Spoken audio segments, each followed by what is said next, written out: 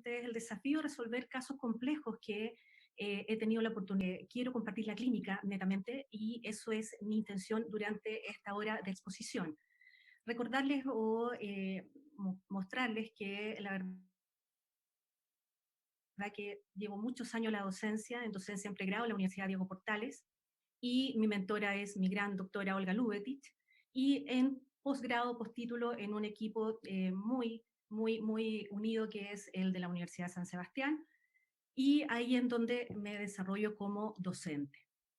Y el día de hoy yo quiero compartir qué pasa o qué hacemos cuando nos enfrentamos a estas situaciones, que son a menudo, o por lo menos en mi experiencia, me llega mucho. Son situaciones extremas en que la indicación es la extracción. El paciente ya viene sabe que su situación es sumamente compleja, lo más probable que le digan que va a perder la pieza, o el diente, y esta es su última instancia, es decir, asistir a la consulta es la última instancia que tiene para poder ver si hay alguna solución por parte de mi persona hacia esa situación clínica propiamente tal.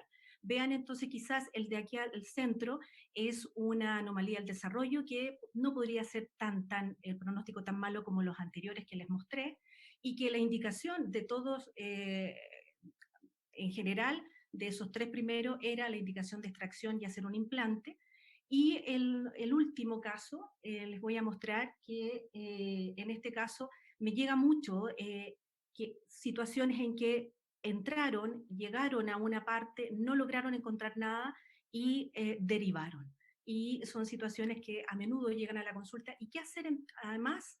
Sumar, por ejemplo, bueno, aquí hay otra instancia, un incisivo central que también quedó ahí solamente en el acceso endodóntico. Este premolar está totalmente perforado. Aquí tenemos una problemática con relación a un implante recién instalado en esa zona y el paciente presenta molestias. Y así tenemos entonces, miren, en el centro tenemos un central que tiene 3 elementos radiopacos en el canal y que no se logra acceso a toda la longitud de ese canal radicular y solucionar el problema.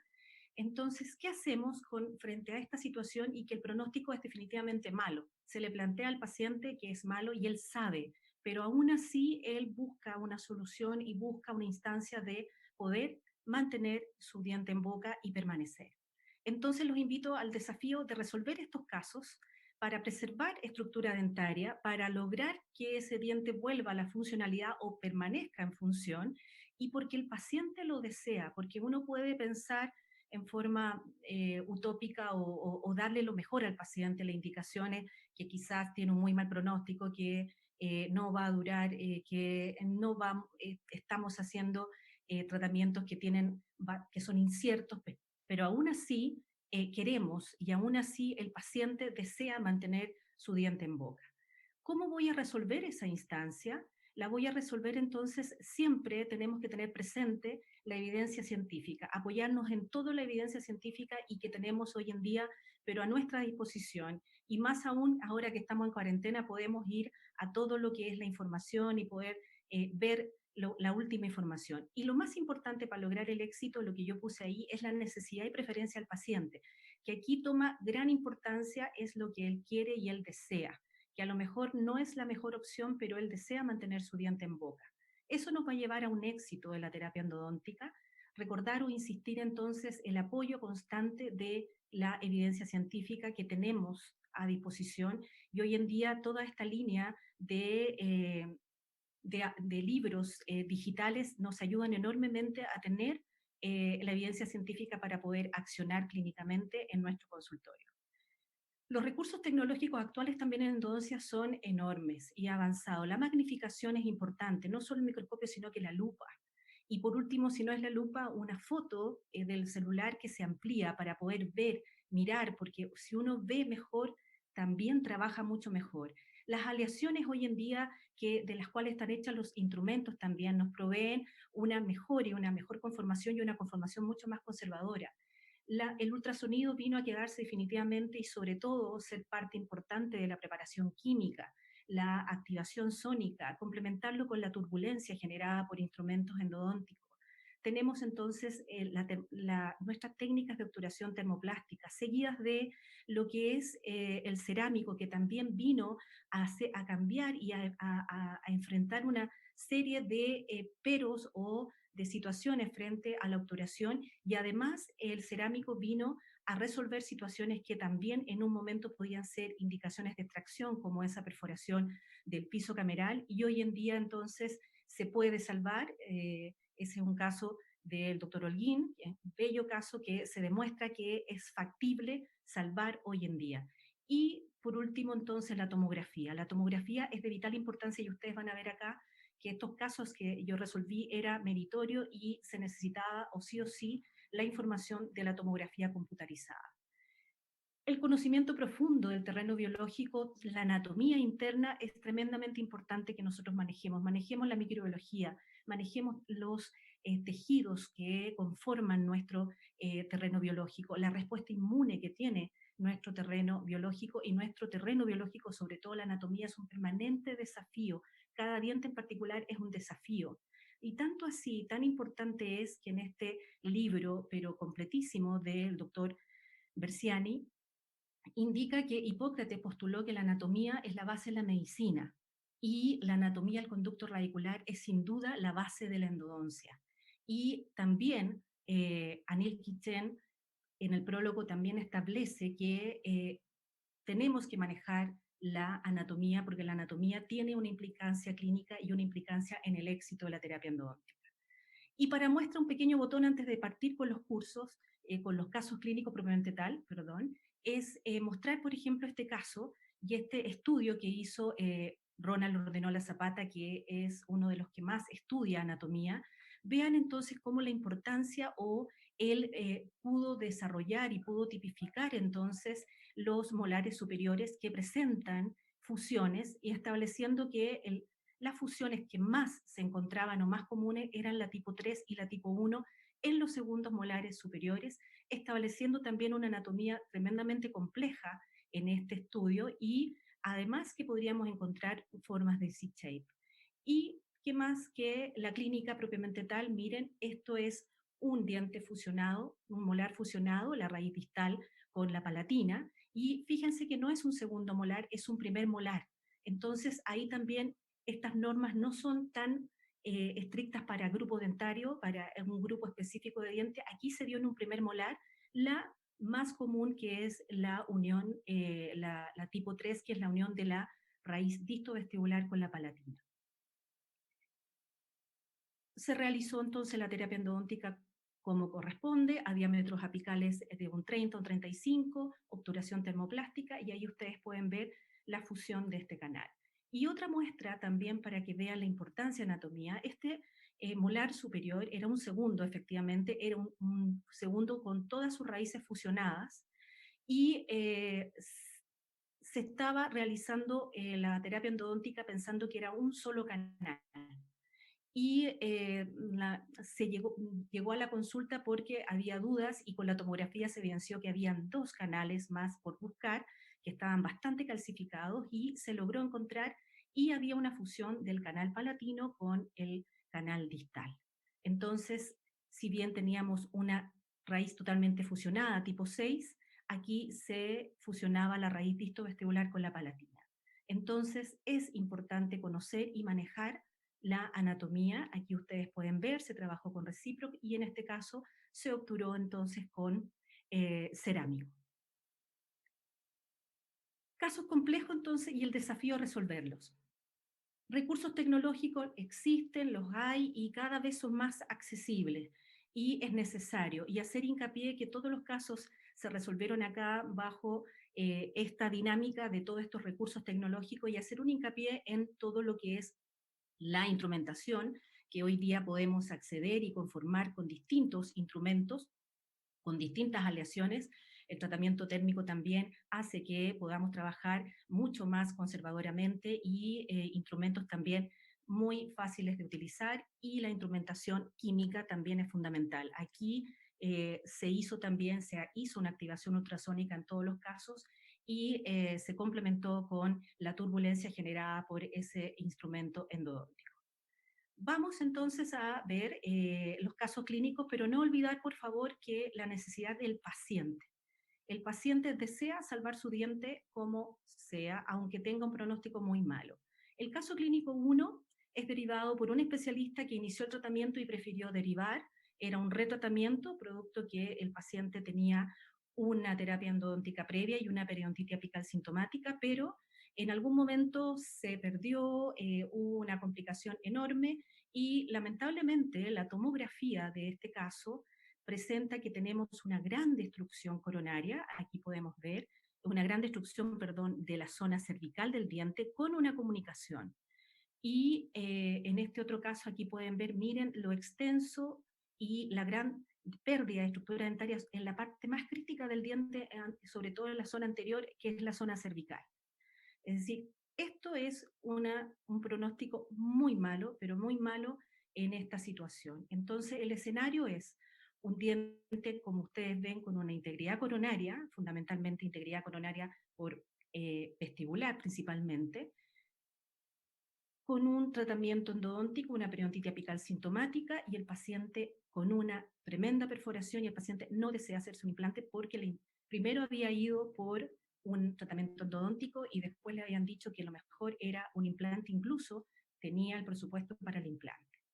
Le ofrecimos la alternativa de tratar de salvar su diente y aquí ustedes pueden ver entonces cómo al retirar el sellado temporal nos encontramos con una secreción cero purulenta abundante, producto entonces de la perforación. Ahí está la sonda, cómo penetra entonces por vestibular. Es tremendamente grande la perforación que existe en la zona cervical, pero aún así se decidió entonces tratar de salvar este diente. Vean acá, ya se cohibió y se puede observar muy bien, se cohibió la hemorragia, la secreción, y se puede observar muy bien la extensión de la perforación en esa zona. Y lo que se procedió entonces a hacer fue nada menos que desobturar y encontrar el canal. Vean que el canal estaba muy palatinizado.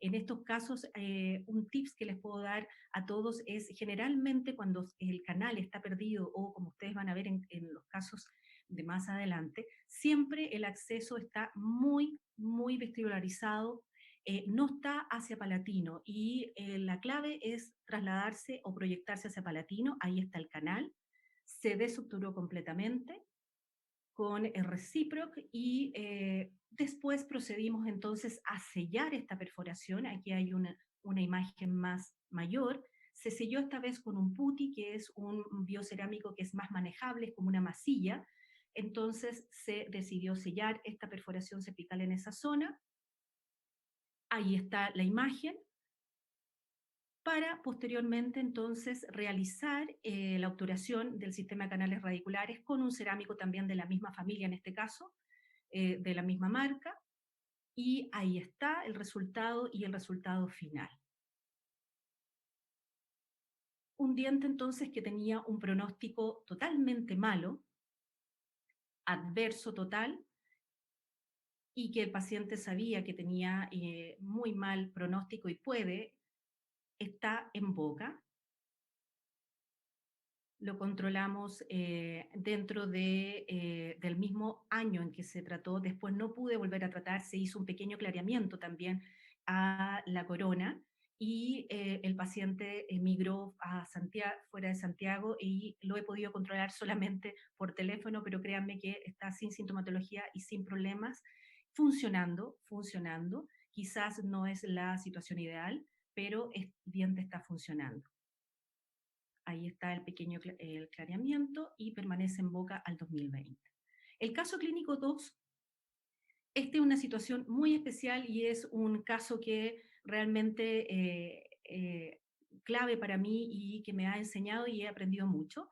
Es un paciente también derivado por un especialista porque ya había una anatomía compleja y apuraba porque al paciente ya le habían puesto los brackets y comenzaba un tratamiento de ortodoncia. Entonces era una adolescente muy inquieta y que lo único que quería era tener su frenillo y empezar su ortodoncia.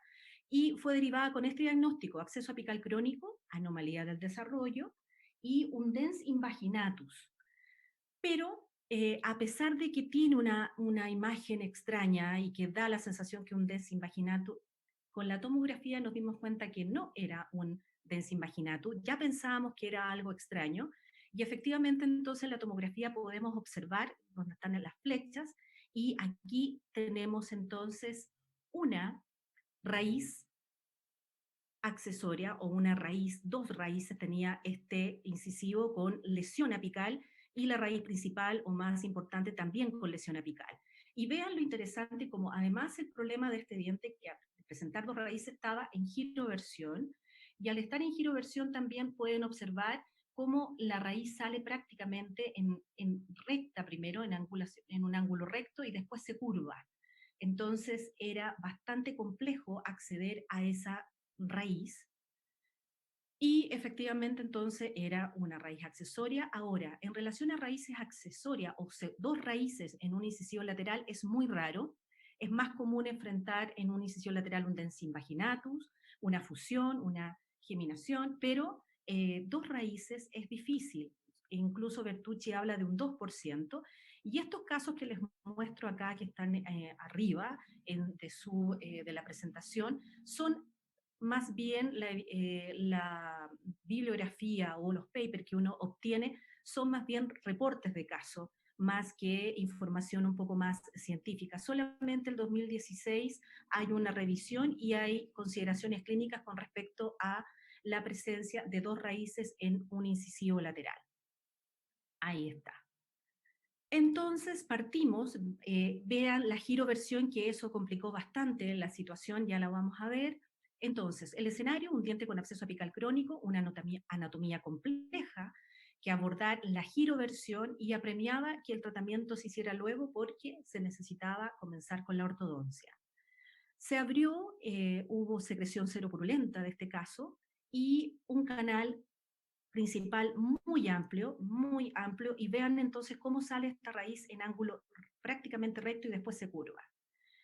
Fue difícil acceder a este canal, prácticamente se intentó vía microscopio, pero no hubo ni una posibilidad de acceder a través, y como estaba en giroversión había que destruir más tejido para poder abarcar esa curva, entonces se realizó una activación. Como era tan amplio el canal, la preparación química fue mucho más importante que la conformación mecánica.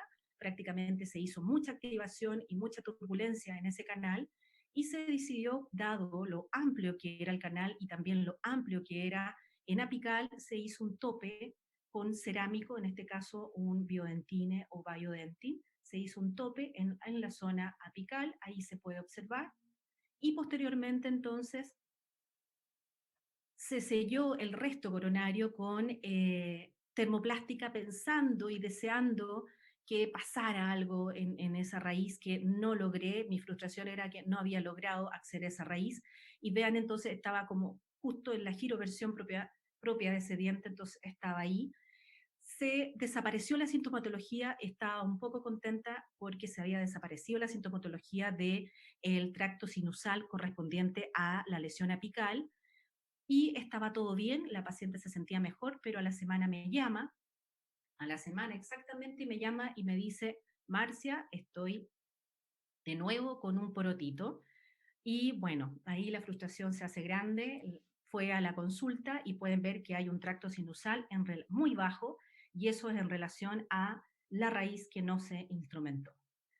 Entonces, frente a esa situación, y el paciente tenía claro y la mamá también, no me quedó otra más que llamar a mi amigo periodoncista, que es un cirujano de primer nivel, maneja los tejidos y la cirugía plástica periodontal, pero realmente muy maravillosamente, y le dije: Juan Carlos, por favor, tenemos que operar este caso. Ahí está, ustedes pueden ver el tracto sinusal de este diente que está en esta giroversión.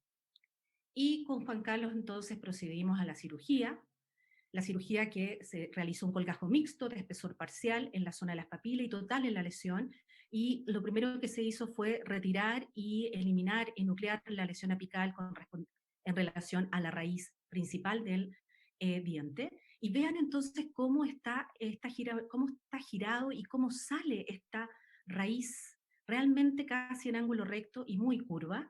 Ahí tuvimos que desgastarla, no nos quedó otra que desgastar con ultrasonido y poder retirar el resto de esta zona, porque estaba difícil de poder separar. En esta imagen se puede observar cómo se separó la raíz y la zona donde estaba, donde en la zona recta se limpió muy bien, se hizo una instrumentación, se pasó un surco, se realizó un surco con el ultrasonido, se desinfectó con hipoclorito y se puso o se agregó o se colocó un putti, un cerámico que es el Putty Fast, que tiene un tiempo de fraguado mucho más rápido, de 20 minutos. Además, se colocaron varias membranas de PRF para toda esta zona y se realizó entonces una sutura suspensoria monofilamento de polipropileno y así quedó entonces la cirugía una vez terminado. Se dio de alta periodontal y a la semana lo dimos de alta del punto de vista endodóntico, estaba totalmente asintomático, la paciente no presentaba ninguna sintomatología, ninguna molestia, nada. Y quiero contarles porque con gran... entonces, antes de seguir con el caso y con el control, entonces, ¿qué nos encontramos? Un diente con absceso crónico, absceso apical crónico, anatomía tremendamente compleja, pronóstico malo, de todas maneras, y sin embargo pudimos seguir controlando y tuvimos que seguir controlando al paciente. ¿Por qué? Porque lo controlamos entonces, eh, eh, lo controlamos el 29 del 8 del 2019 y aún así no lo dimos de alta para que activaran los brackets. Recién al control de los 6 meses logramos entonces ver que había una franca reparación o por lo menos estaba en vías de reparación y decidimos entonces que se realizara la terapia ortodóntica o partiera su ortodoncia con el giro de ese diente. Y aquí les puedo mostrar entonces que al año, 4 meses, se controló y vean entonces cómo giró y miren la raíz extraña que presentaba este diente y bueno, podemos observar que hay reparación tanto de la zona apical y en esta zona también.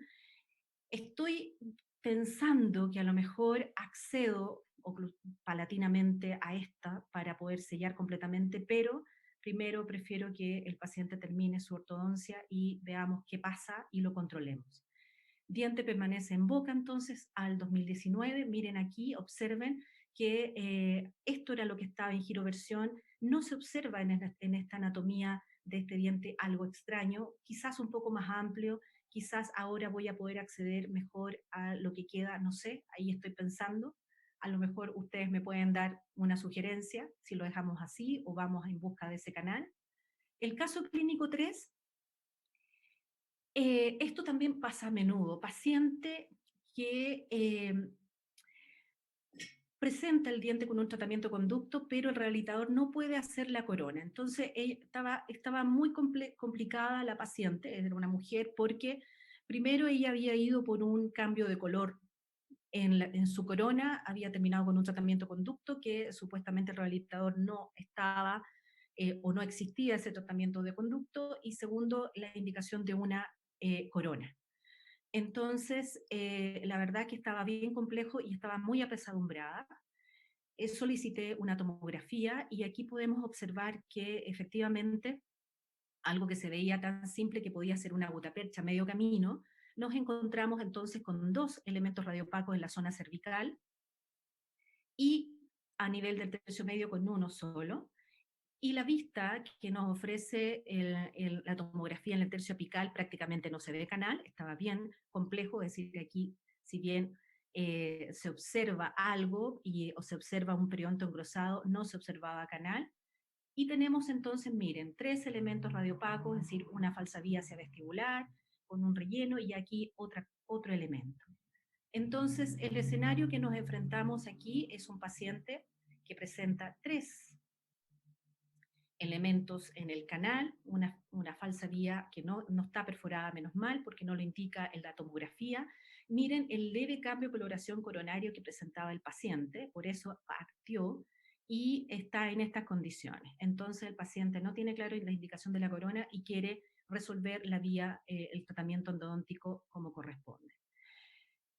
Aquí les puedo mostrar clínicamente, entonces vuelvo a insistir en estos dientes cuando se busca canales calcificados y eh, con, llegan a la consulta por fracaso de no encontrar, es porque están muy vestibularizados, está muy desplazado hacia vestibular. Eso es en el fondo lo que yo llamo falsa vía hacia vestibular, que estaba con gutapercha y con cemento, y lo que había que hacer era desplazar esta cavidad hacia palatino en esa zona. Y yo me guío mucho siempre con un espaciador, porque el espaciador tiene una punta activa aguda, entonces eso me permite ver, o ubicar, posicionarlo y tomar radiografía para que quede bien retenido. Y me complicaba que seguía existiendo algo radiopaco en esa zona, y efectivamente era un espaciador, la punta de un espaciador que estaba más hacia vestibular también con respecto al canal original, que se retiró con puntas de ultrasonido, vibrándolo, entonces se retiró menos mal fácilmente, pero también esto es con microscopía. Posteriormente, entonces, vean acá, miren lo palatinizado que está el canal principal y lo vestibularizado que está el inicio, el inicio o la búsqueda del canal, que en la verdad que no corresponde. Uno tiene que más palatinizado siempre el acceso. Posteriormente, entonces, se trabajó a un diámetro 40, y se hizo termoplástica, ese es el tercio apical, se selló la zona, toda esta zona vestibularizada con un cerámico, con biodentin o biodentin, y ahí está el resultado final. Incluso hicimos un pequeño blanqueamiento, en este caso, eh, sesiones de clareamiento, perdón, y el paciente entonces tenía un pronóstico malo debido a que era un diente calcificado, teníamos 3 cuerpos extraños, un pronóstico tremendamente malo en este caso, y tenemos entonces la resolución del caso. Ahí pueden ver, en mayo de 2017 se hizo un clareamiento, y el clareamiento fue suficiente para que el paciente se fuera a su casa, y quizás la indicación siempre fue un clareamiento y no una corona. El caso clínico 4, este caso también para mí me encanta mostrarlo porque es una alternativa, una solución que se pudo dar a una situación realmente eh, compleja y complicada. Paciente joven con todos sus dientes en boca, un cerómero que eh, se perforó, había una tremenda perforación en el centro, y el paciente venía, sabía que el diente estaba con una perforación en el centro, ya le habían dicho, y le habían dicho que se tenía que extraer el diente, que no había ni una alternativa ni una solución. La historia anterior era que el paciente presentaba y llegó a mi consulta con un absceso apical agudo, y producto de ese absceso apical agudo se intentó hacer la urgencia con ese resultado de perforación del piso cameral. Y no era una perforación pequeña, sino que era una tremenda y muy extensa perforación de piso. Se le advirtió que era una instancia que íbamos a aprobar, que teníamos un pronóstico tremendamente malo, un absceso apical agudo, una perforación extensa. Si había fracasado esa terapia endodóntica, lo más probable era que omisión del MB2 en la raíz mesiovestibular, la indicación de un implante, pero el paciente no desea hacerse un implante, no había alternativa. El paciente decía, no, no quiero, quiero que la indicación o lo que tú puedas hacer es lo que yo me atrevo a realizar. Vean entonces ese acceso, ese acceso estaba tan profundo que cuando se abrió fue imposible, imposible, en la primera sesión fue imposible eh, poder observar porque sangraba, era un sangramiento profuso, que no me quedó otra alternativa que en esa sesión colocar un apósito de hidróxido de calcio, que ustedes saben que produce una necrosis, y a los 2 días llegó el paciente entonces ya no con la hemorragia, sino que con los tejidos necrosados, pero yo podía ver la extensión de esa lesión, y créanme que era todo el piso. Yo dije, no, aquí no sé, es una situación realmente para extraer. El paciente insistió, le dije, mira, vamos a intentar, vamos a probar materiales que en ese momento estaban recién, y lo que hice fue colocar gelita. Lamentablemente este no lo tengo eh, no lo tengo con imágenes del microscopio porque lamentablemente en ese momento no tenía la cámara, pero voy a reproducir lo que hice y contarles. Puse gelitas para tener un piso y no quise usar MTA porque el MTA se disgrega mucho y era muy grande la perforación de piso, entonces utilicé el Biodentin que en ese momento estaba recién en, en, en Chile y estas radiografías, estas fotos son de celular porque no tenía la cámara y miren la extensión de esa perforación, era prácticamente todo el piso. Y ese material resistió irrigación, resistió eh, soluciones de desobturación, es decir, resistió el eucaliptol, resistió medicación, resistió todas las sesiones, nunca se desprendió y yo por más que trataba de ver que no estuviera, que estuviera desprendido o en algún punto que estuviera comunicado. Se encontró el MB2, se realizó la terapia endodóntica con lo que yo les dije, con instrumentos adecuados al diámetro, técnicas termoplásticas, irrigación, activación, ahí está el resultado final. Entonces teníamos una situación que era un pronóstico totalmente malo con indicación de extracción y logramos obtener este resultado. Y aquí les voy a mostrar entonces que miren, la previa terminamos en el 2015, controlamos después a los 4 meses que estaba totalmente asintomático, no tenía ninguna complicación, de hecho no se había hecho nada todavía definitivamente, y lo tratamos de ubicar en el 2017, no estoy muy ocupado Marcia, pero estoy bien, mi diente está en boca, así que no te preocupes, 2018 lo mismo, estoy muy bien, no tengo tiempo para ir a control, eso significaba que estaba bien, pero logré atraparlo el 2019. Y el 2019, miren, ahí está, 5 años lleva en boca ese diente que tenía indicación de extracción. Es decir, hay ausencia de sintomatología y hay funcionalidad. Caso clínico 5. El caso clínico 5 se los quise compartir porque si bien quizás van a decir, bueno, pero es lo típico, pero la verdad que me llamó la atención porque ha sido el segundo caso de sinusitis unilateral destintogénica que me ha llegado a la consulta. Y el paciente venía muy apesadumbrado porque había pasado por varios médicos, por varios dentistas y logró al final con un otorrino, que el otorrino logró establecer que había una sinusitis maxilar y que tenía que ver o analizar y solucionar los problemas que, en relación a estos dos molares. Eh, Ahí está, entonces, tenía una periotitis apical sintomática en ambos, más marcada en la 2.7 o el diente 15. Y el paciente entonces venía con ya una tomografía, y vean entonces la tomografía como francamente me indica una extensa lesión en relación a un canal no tratado, un MB2 no tratado, y en la 15 lo mismo, un MB2 no tratado. Aquí también entonces es importante y es clave esto de ir a buscar un segundo canal en los molares superiores, en los segundos molares superiores también sí o sí, más lesiones apicales en relación a la raíz palatina. Entonces se decidió tratar de salvar porque el paciente me dijo, y quiero intentarlo. Y una acotación, el diente 2.7 era 2 veces le habían hecho el tratamiento de conducto, es decir, yo lo iba a atender por tercera vez, y eso también yo se lo planteé y se lo dejé claro al paciente, si es tercera vez que vamos a intentar entonces a acceder a esa anatomía. Se hizo y aquí evidencia científica de que la tomografía es tremendamente importante para poder observar y ver, analizar la anatomía de los molares superiores, sobre todo la raíz mesiovestibular. El escenario entonces, periodontitis apical sintomática de ambos dientes.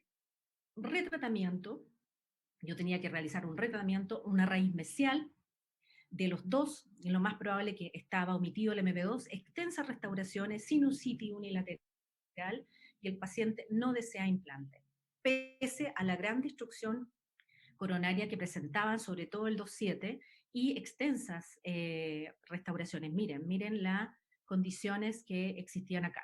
Sí, uno podría pensar, lo inmediato era extracción para solucionar su problema de sinusitis, pero él prefirió optar por la endodoncia. Y ahí entonces pueden observar que solamente bastó retirar la resina totalmente infiltrada y encontrar el MB2 que se ve prácticamente y claro, uno lo accede y secreción seropurulenta de ese canal. Se trataron entonces los 4 canales con mucha activación. Aquí fue importante la activación, la irrigación y termoplástica. El primero entonces fue tratado, el primer molar, el 2,7 y después se trabajó el 2,6, que también se encontró el MB2, ahí está, estamos en la etapa de obturación, y el paciente entonces tenía periodontitis apical sintomática en ambos dientes, retratamientos, una raíz mesial, omitido el canal MB2, extensas restauraciones, sinusitis unilateral, pronóstico malo por donde se le vea. Sin embargo, entonces el paciente prefirió la alternativa de la terapia endodóntica. Y aquí entonces pueden ver previa del 2018, tenemos entonces, esta es la previa, aquí cuando se terminó, y el control a los 6 meses. A los 6 meses se logró controlar y el paciente estaba totalmente asintomático. Quisimos tomar una tomografía, pero al final se prefirió no hacer y el paciente recién en esas condiciones iba a ir a optar ya por una terapia rehabilitadora en sus 2 dientes. Entonces, diente permanece al 2020 porque he estado en contacto con él y sí. Y este estudio se los traigo porque es reciente, es de 2018 del doctor Siqueira, en que establece, miren, el universo, 2.294 dientes tratados endodónticamente, de los cuales hay un 12% que tiene un canal sin tratar. Y aquí establece algo sumamente importante, lo que establece él, que incluso establece un porcentaje más alto que Karaburak, que también tiene un paper muy similar, más antiguo, en que la probabilidad de que se produzca una periodontitis apical en dientes con canales no tratados es 6,25 veces más. Y obviamente el canal que en mayor porcentaje no encontrado y no tratado es el mesiovestibular 2. Y este paper de ahora último establece entonces que los dientes tratados endodónticamente con al menos un canal tratado tiene una alta probabilidad de generar periodontitis apicales posterior a la terapia endodóntica. Esto es omisión de anatomía, esto no es manejar anatomía endodóntica, entonces tenemos que evitar estos casos. El caso clínico 6 muy similar también, muy similar en que tampoco estaba el MB2, pero miren, paciente relata molestia en la zona por lesión apical de raíz palatina, eso así fue derivado por el rehabilitador y estaba muy preocupado porque estaba recién instalado este implante y el paciente tenía molestia en la zona. No sabían si era el implante, obviamente que se decidió que el tratamiento endodóntico podía ser o la alternativa de descartar el tratamiento endodóntico ante el implante y el diente tenía tratamiento odontótico previo y una periodontitis apical sintomática, pero fíjense que solamente con ver la radiografía panorámica uno ya observa que aquí no hay una raíz tratada. La raíz distal no fue tratada y aquí entonces tenemos un cono que va, un tracto sinusal que va derecho a esta raíz no tratada. Y aquí ustedes pueden observar que la raíz distal no está tratada y está en relación directa al implante.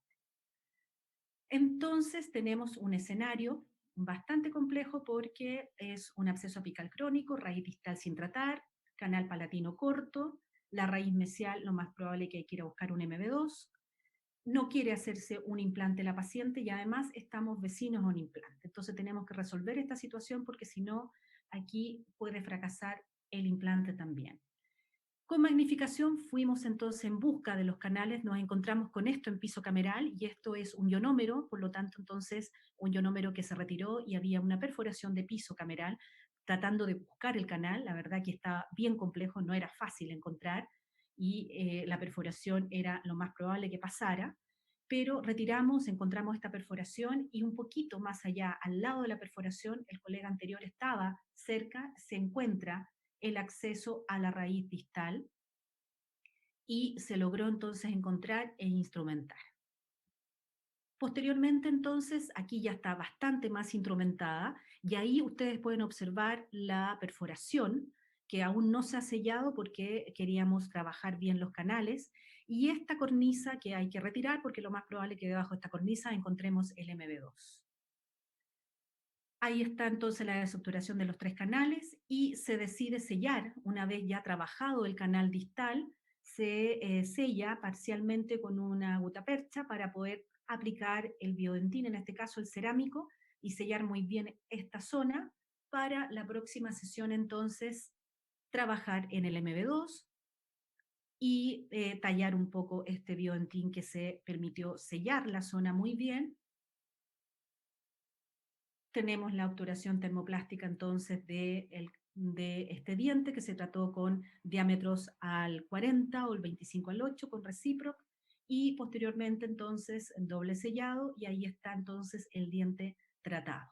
Y obviamente que la sintomatología de la paciente se dio notablemente y ya no era un problema al implante y era un problema entonces de esta terapia endodóntica. También omitido el canal MB2 a pesar que no había generado problema. Entonces, teníamos un pronóstico muy malo porque raíz distal sin tratar, canal palatino corto, raíz mesial sin tratar el MB2, perforación de piso cámara. Sin embargo, tratamos de mantener ese diente porque el paciente, sabiendo todo, quiso mantener su diente en boca. Tenemos entonces el control y posteriormente entonces se controló ahora, actualmente, a los 4 años, el diente todavía está en funcionalidad, asintomático y en funcionalidad. El caso clínico 7 es un caso también entonces muy interesante y también este es un paciente que fue derivado porque hay falsa vía en la raíz mesial y una raíz distal también con un canal muy amplio. Y el paciente también muy joven, paciente con todos sus dientes en boca, con mucha preocupación, y él no se iba a extraer el diente a pesar que le habían dicho que tenía un pronóstico muy malo. Con tratamiento endodóntico previo, entonces, el diente y una periodontitis apical sintomática. Las radiografías previas también indicaban entonces que efectivamente había ya una falsa vía. Fue muy difícil retomar y lograr acceder nuevamente al canal. Y había perforación de todas maneras y llamaba la atención también lo amplio que era el canal distal. Se tomó una tomografía, se le pidió un combi y vamos viendo entonces la situación. Efectivamente entonces los mesiales estaban eh, muy calcificado en el tercio apical, quizás por eso también el primer intento fue hacia una falsa vía, pero fíjense en la raíz distal presentaba una imagen de un vestigio de una reabsorción interna porque había mucha pérdida de estructura dentaria. Entonces tenemos una periodontitis apical sintomática, una desobturación parcial, una raíz mesial con una falsa vía, un canal distal amplio, el paciente no desea realizarse el implante. Y partimos entonces, abrimos y nos encontramos con que todavía quedaban restos de gutapercha en las raíces mesiales. En la raíz mesial se logró retirar. Ustedes pueden observar acá entonces que lo más que se logró fue acceder a esta zona y una raíz distal muy amplia. También entonces se tuvo que dejar medicación y se complementó la limpieza de este canal entonces con la XP Endofinisher, como ustedes pueden ver acá, que realmente entonces aquí estamos sacando la medicación que dejamos porque había secreción purulenta en este caso, estaba bien complicado el paciente. Vean entonces cómo se retira la medicación y logramos también dejar los canales mesiales muy, muy, muy limpios con la activación ultrasónica y con este instrumento que funciona muy bien y que yo es el complemento para mí a la activación ultrasónica. Aquí voy a mostrar una imagen para que vean cómo que quedó de limpio este canal y en esas condiciones entonces se obturan. Y además miren el canal distal, aquí hay una imagen, miren la imagen interna de esta reabsorción, cómo eran esas paredes, Y como era tan amplio, decidí hacer un tope de MTA, en este caso, en un paciente, caso antiguo, así que el MTA era el único material que por lo menos existía en Chile, se hizo un tope de MTA para dejar entonces el tercio coronario del canal para un dispositivo protésico.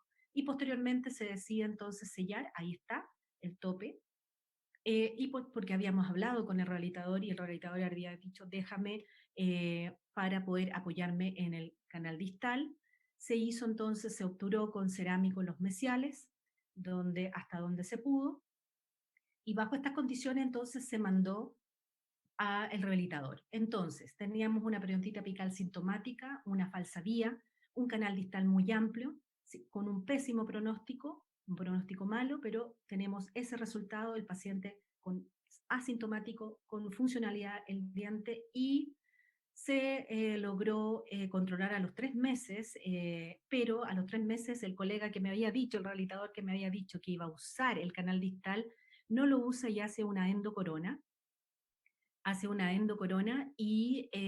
pero el diente está en boca, es un paciente que se fue al sur, hablamos por teléfono, le he pedido que se tome una radiografía, no quiere, y esa es la endocorona que se hizo, pero me dice, Marcita, el tratamiento está impeque, tengo mi diente en boca, así que no te preocupes. Le he pedido, le he rogado, pero no pasa nada, pero el paciente hasta el día de hoy está con su diente en boca funcionando. El caso clínico 8, ya me queda muy poquito. El caso clínico 8 es derivado también por un especialista que inició el tratamiento y prefirió derivar porque realmente estaba compleja la situación. Ya un tratamiento nótico previamente iniciado y una periodontitis apical sintomática. El paciente se quejaba que tenía molestia en la zona apical. Frente a esta situación, lo primero que fuimos a ver y a observar fue la tomografía computarizada, y la tomografía computarizada realmente, como ustedes pueden ver ahí, que hay un conducto totalmente calcificado. El tornillo, menos mal que no, porque yo pensé que podía estar el tornillo complicando la situación en la zona apical, pero el escenario aquí van a ver las imágenes, se ve totalmente calcificado, pero sí llama la atención que siempre hay este como tramado, que uno como que así fantasma, que no está 100% calcificado, que ya se puede observar en varios casos que me tocan, entonces uno dice, por ahí hay canal, y además tiene que haber canal permeable porque si hay sintomatología lo hay. Pero vean, tercio cervical nada, tercio radicular menos, pero sí una zona un poco más, menos densa en el centro del canal. Y bueno, efectivamente entonces, como ya se había partido el tratamiento endodóntico, se decidió entonces ir a buscar el canal. Y vean nuevamente, el canal está muy vestibularizado y además está distalizado. Es decir, acá tendríamos que haber accedido más paulatinamente para poder ir en busca de ese canal, que es lo que se hizo. Se desplazó más el canal hacia palatino, esto se selló con una resina, en esa zona se selló y se fue en busca del canal palatino con mucha paciencia, con ultrasonido, vamos bajando y con un espaciador para ir ubicándonos espacialmente y viendo si se engancha o no. Miren ahí, nuevamente vamos bajando, desgastando con puntas de ultrasonido muy delgadas hasta que logramos llegar. No es fácil, es tremendamente difícil, eh, hay que estar bien pendientes de la situación y se logró instrumentar entonces con una XP Shaper, se realizó la obturación, esa es la parte apical, y después se inyectó gutapercha termoplástica y tenemos entonces el resultado es ese.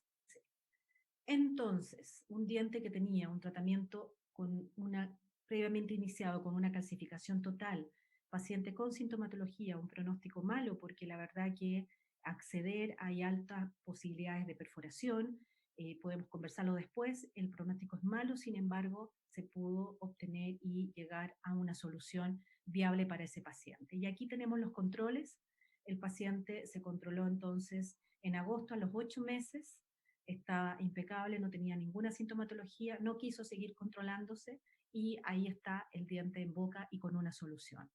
Y el caso clínico 9 es muy parecido y por eso se los muestro, porque me llega mucho también, con 2 veces intento de realizar la terapia endodóntica y con un fracaso, Entonces, el paciente venía con un tratamiento endodóntica previamente iniciado y una periodontitis apical sintomática. Tenía una sintomatología el paciente, pero también el escenario era este, el siguiente. Vemos entonces, logramos obtener una tomografía y miren, también se observa calcificación, no se observa nada, pero también se observa ya ese tramado que les digo yo que uno, y acá también un tramado que eh, está calcificado, pero por ahí va el camino o por ahí se puede encontrar. Y aquí navegamos, pudimos navegar en esta tomografía y vean entonces lo excéntrico, de partida lo excéntrica que está el acceso inicial, y efectivamente no se ve canal, absolutamente canal hasta apical, y se sigue entonces hacia coronario nuevamente, miren, vean, y llegamos, entonces está totalmente, no está centrado el acceso inicial. Entonces, ¿cuál era el escenario? El escenario era un diente totalmente calcificado, dos intentos de tratamiento endodóntico, y ella llegó o asistió por un leve cambio de coloración. Esa era su inquietud, pero después se encontró con que estaba esta lesión, se había informado, entonces ahora le preocupaba más esa infección que el diente.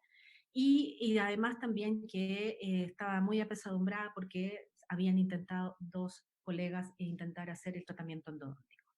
Entonces, el escenario era un diente previamente iniciado, con dos intentos y una calcificación total, y necesidades estéticas también del paciente. Entonces, aquí está la situación clínica, vean cómo también uno va accediendo de a poco en estos canales.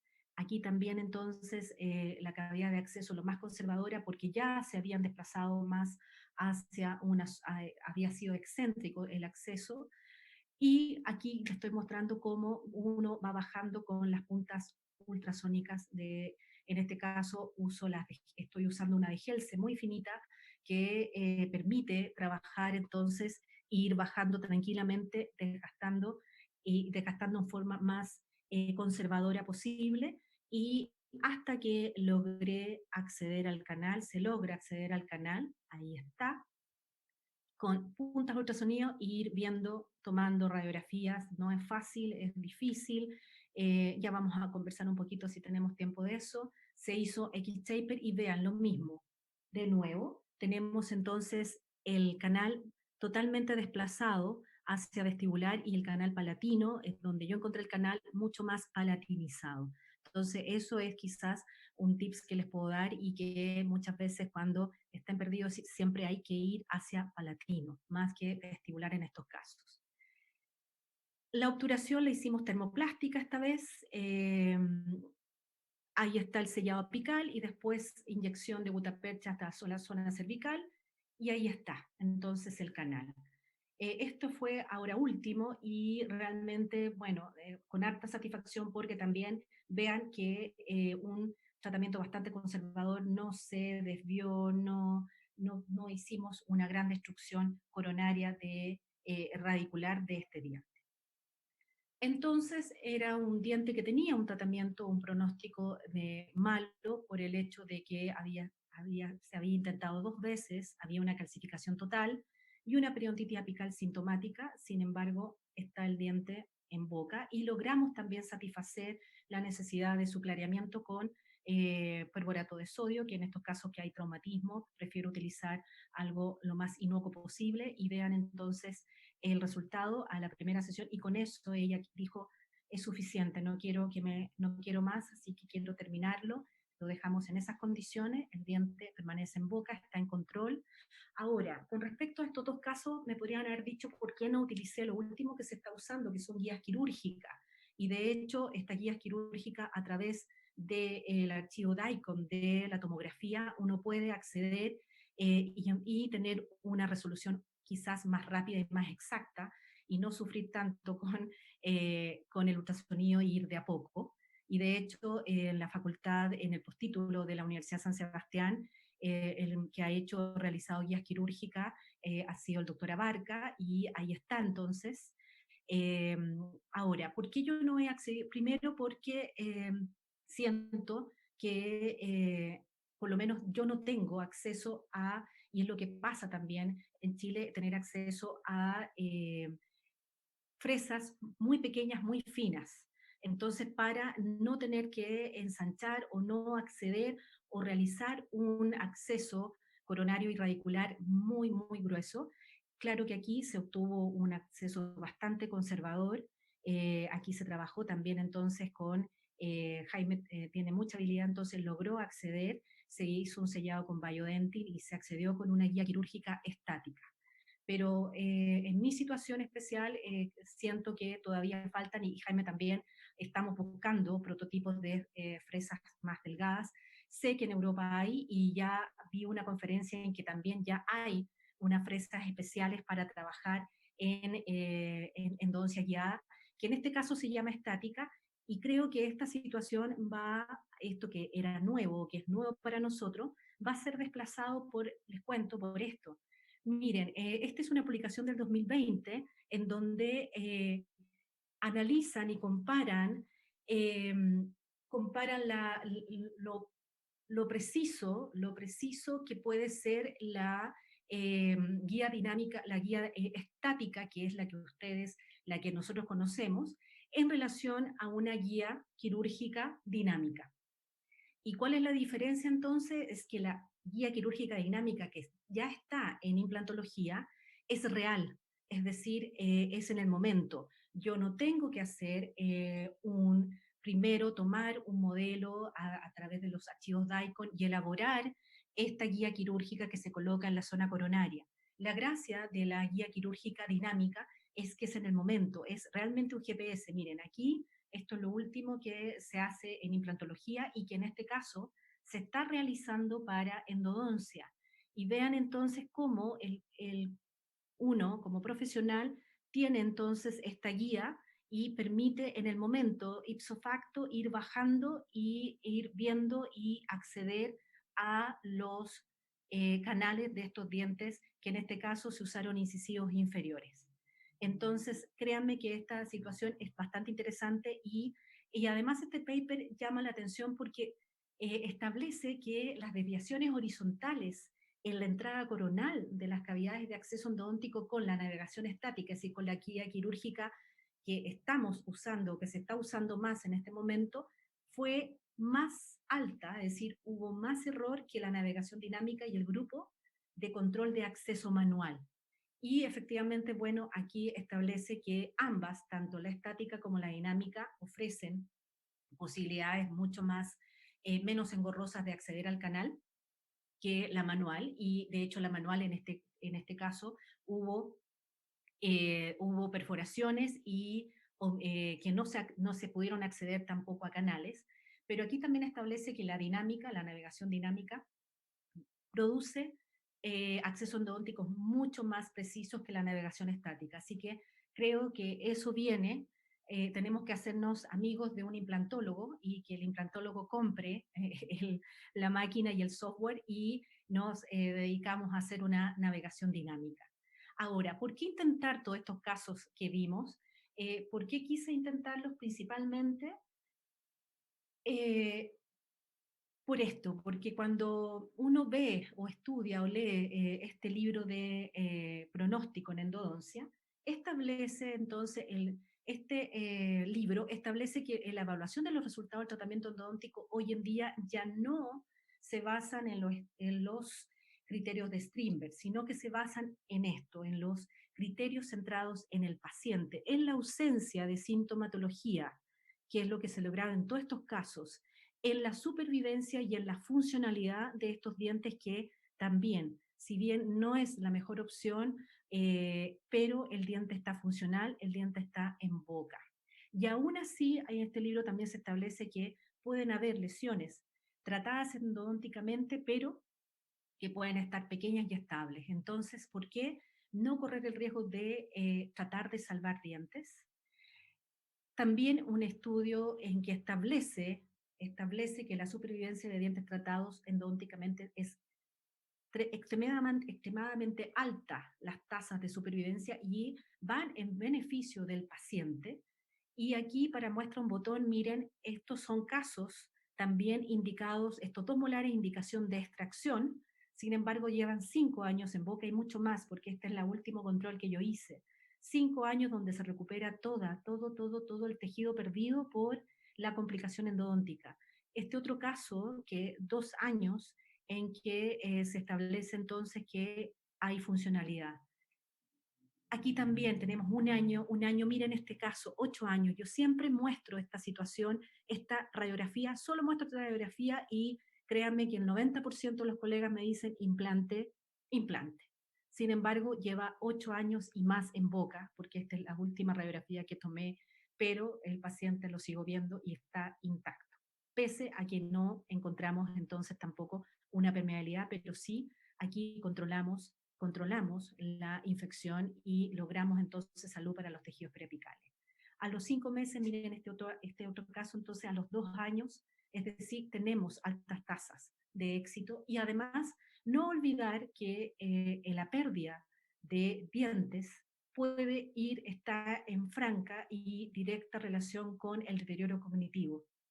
Y eso se está analizando mucho a nivel de geriatría, de odontogeriatría. Entonces, también considerar eso. Y por último, también lo que dice la Academia de Odontología, que en un congreso era salvar y preservar la dentición. Y otro estudio, entonces, también que les muestro, de un journal de implantología o de rehabilitación, que aquí dice que es mucho más rentable un tratamiento inicial o primario, un retratamiento incluso es más beneficioso, es más rentable que una extracción, una rehabilitación con un implante y una corona. Entonces, es importante tener presente eso. Ahora, todos estos casos yo no los pude hacer o no hay que hacerlos sin un consentimiento previo e informado porque los pacientes de repente se olvidan. Nosotros en la sociedad tenemos un consentimiento informado, entonces se firma ese consentimiento al paciente sin toda la evidencia científica, sin magnificación, porque realmente con la magnificación se ve mucho más y toda la tecnología que tenemos a disposición hoy en día nosotros hace que podamos tener entonces un éxito y podamos cumplir entonces esta triada que evidencia científica, experiencia clínica y las necesidades del paciente hacen entonces que tengamos un éxito. Y un mensaje final, espero haber estado, creo que estoy en la hora, prácticamente sí.